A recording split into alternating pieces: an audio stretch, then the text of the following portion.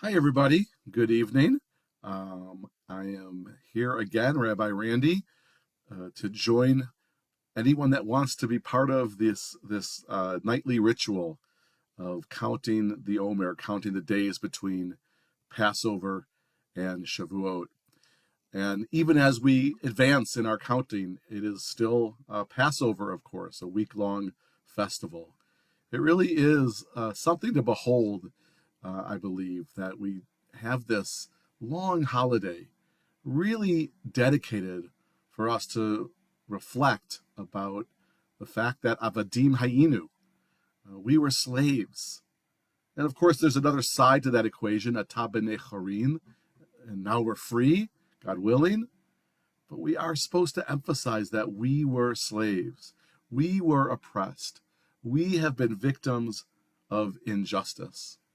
And wherever we are now on that spectrum between slavery and freedom, we're taught never to forget the most uh, degrading of experiences that we, through our ancestors at least, have been through. And so, what's the point of all of that? To me, I believe the tradition is trying to teach us and remind us about empathy, about relating to people who are suffering, who are victims, who are vulnerable, who are still slaves. The more we remind ourselves about our story and our history, I believe the hope is that we will continue to have compassion and to be empathic. And of course, in this day and age, especially now, unfortunately, empathy is on the defensive. I don't have to list for everyone all the ways that that is true, but it, even especially in this realm of how we treat people who are outsiders or newcomers. After all, the Hebrew Bible tells us no less than 36 times in different ways the same formula that because we were slaves, because we were oppressed in Egypt, we know the feelings of those who are vulnerable, who are outsiders, who are oppressed, who are slaves. We know their feelings because we too were oppressed, it says, in the land of Egypt.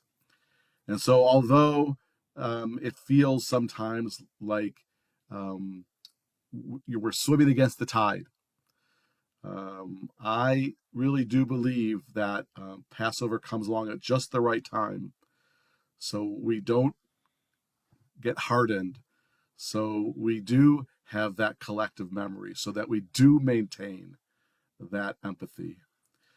There's proof that this formula works. I want to talk for a second about an organization called HIAS, the Hebrew Immigrant Aid Society. HIAS began its life as an organization founded by Jews who had been in this country for a time and had been settled and were feeling comfortable or more comfortable. And they set themselves up to help other Jews who were coming to the United States, escaping oppression in Eastern Europe and other places, so that there could be a welcoming chevra, group of friendly faces and support and resources. And the thing about Hayas, and this is the Passover teaching at work, that even when, really there were no longer, certainly not waves and even a trickle of Jews who were coming to the United States, because most of those who wanted to were here. Hayas didn't go away. They didn't fold up their tents. They stayed as an organization dedicated to helping any immigrants, any refugees, anyone who needed support and needed resources and needed to be welcomed as new Americans. And so Hayas is still at work, and I think many people know this, but it's worth repeating, especially during Passover. that back in 2022, a few years ago, a wonderful group of synagogue members, CRC members, teamed up with Hayas and brought and helped bring over from Afghanistan a family who was under fire. And that family is doing so well. Such a great story. Children in schools and art camps, and the parents employed and thriving. But they didn't stop there. Hayas and this group of CRC members brought over a family from Ukraine. We all know obviously why families might want to leave Ukraine in a time of war and strife. And then another family from Afghanistan connected to the first family that came over. And even now, even with the empathy in short supply, even as the compassion of our government and the compassion of many is narrowing towards newcomers, towards people who need to escape oppression and start a new life. Even in this atmosphere, Hayas and this group of CRC members were able to bring another family from Afghanistan in March, just last month.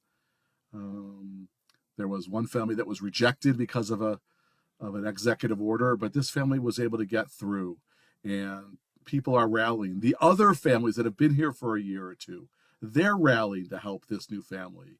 And it really is heartwarming to me. And although it's just, I don't know, maybe 25 people, a handful of families, that story, it has been repeated throughout all over the country. And Hayas, this Jewish founded organization based on Jewish Passover values, is part of trying to maintain and maybe even grow again the feelings we ought to be having for the stranger, for the outsider, for those fleeing oppression, just like we, in our story, again and again and again, the Jewish story, we fled oppression. And that's the Omer as well, right? Because number one, Passover is freedom, but Shavuot is responsibility, right? The Ten Commandments. It's not enough just to be free. We have to use that freedom to help others.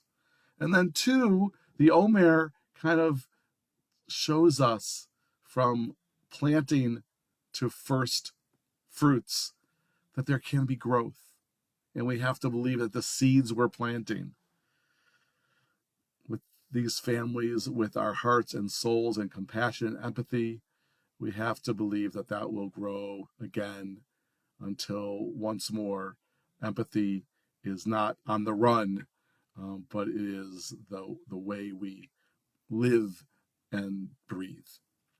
And so it's day 3 now of this Omer period, still Passover. This time, Tiferet of Chesed, harmony, those relationships, those loving relationships that are mutual, that are full of mutuality, like the relationships that have grown from these families who are now finding a new life in St. Louis and in the United States. And so the blessing, the mitzvah blessing for counting the Omer, Baruch atah Adonai Eloheinu melech haolam, asher kidshanu b'mitzvotav v'tzivanu al sefirat ha'omer. Blessed is the Holy One whose presence fills creation, where we learn mitzvahs, sacred deeds that we hope and pray fill our lives with purpose and meaning, including this mitzvah, this time of year of counting the days, the 49 days between Passover and Shavuot, making every day count, every relationship count, this being day 3. Remember, love the stranger, for you know the feelings of the stranger, as you were once a stranger in the land of Egypt. Laila Tov, everybody. Love you all, and look forward to the time when we can come together and and be as one. Good night.